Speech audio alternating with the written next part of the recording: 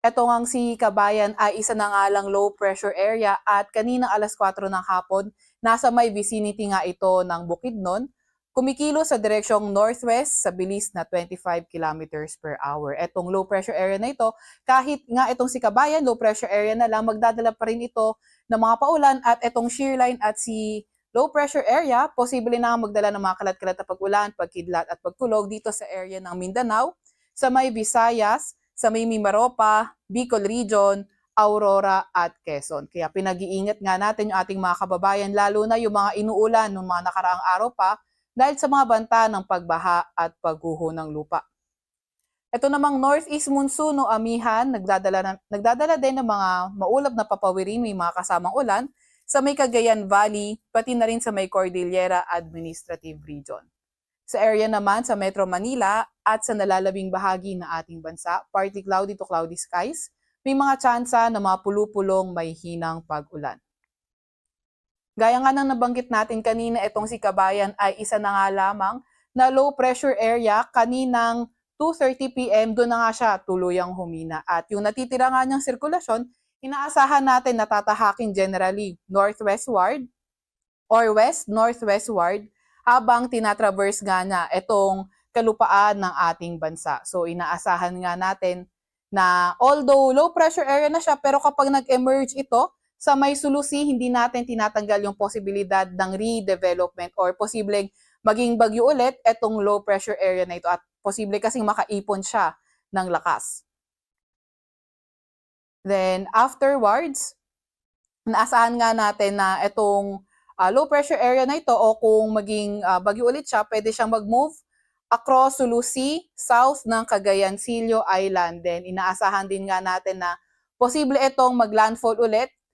possible sa may central o hindi kaya sa southern portion ng Palawan by tomorrow morning or afternoon. Then inaasahan din natin itong si Kabayan posibleng daanan or lumapit sa may Kalayaan Islands between tomorrow morning or between tomorrow evening and Wednesday morning. Kagaya nga ng nabanggit natin kanina, kahit low pressure area na lang itong si Kabayan, posible pa nga rin itong magdala ng mga paulan at sila ng shear line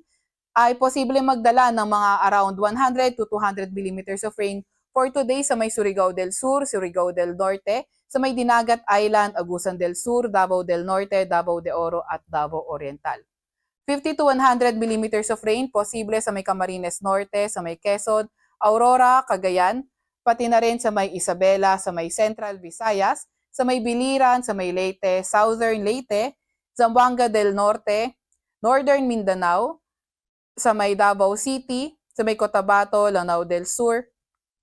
pati na rin dito sa may area ng southern portion ng Samar and eastern Samar sa may nalalabing bahagi ng Caraga, Davao Oriental, Davao de Oro at Davao del Norte.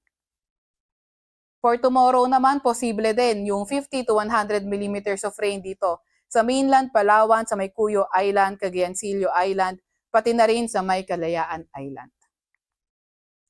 And on Wednesday, posible pa rin 50 to 100 millimeters of rain dito sa may Cagayan, sa may Apayao at sa may Isabela. Kaya nga pinag-iingat pa rin natin yung mga kababayan natin na nakatira sa mga landslide at flood-prone areas dahil nga posible yung mga pagbaha at pagguho ng lupa. Lagi tayong makinig kung kailangan na mag-evacuate or kung pinapa-evacuate na tayo ng ating mga DRR officers.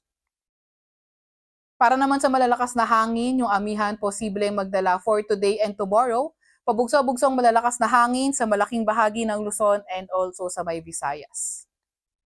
Meron pa rin tayong nakataas na gale warning, particularly dito sa may bandang Ilocos Norte, sa may bandang Ilocos Sur, sa may La Union, Pangasinan, Batanes, kabilang na ang Babuyan Island, dito sa may Isabela area, pati na rin dito sa northern and eastern coast ng Samar, northern and eastern coast ng northern Samar, sa may eastern Samar, Leyte, southern Leyte, Bohol, sa may Siquijor, sa may Dinagat Island, Surigao del Norte, sa may Surigao del Sur, sa may Davao Oriental, sa may Aurora, Northern Quezon, kabilang na ang Polillo Islands, dito sa area ng Camarines Norte, sa may area sa northern at eastern coast ng Catanduanes, sa may eastern coast ng Albay at eastern coast ng Sorsogon. Kaya Pinag-iingat natin yung ating mga kababayan na papalaot dyan at kung maaari, kung maliliit na sasakyang padagat lamang, ay wag na tayong pumalaot dahil magiging maalon hanggang sa napakaalon yung karagatan sa areas na yan.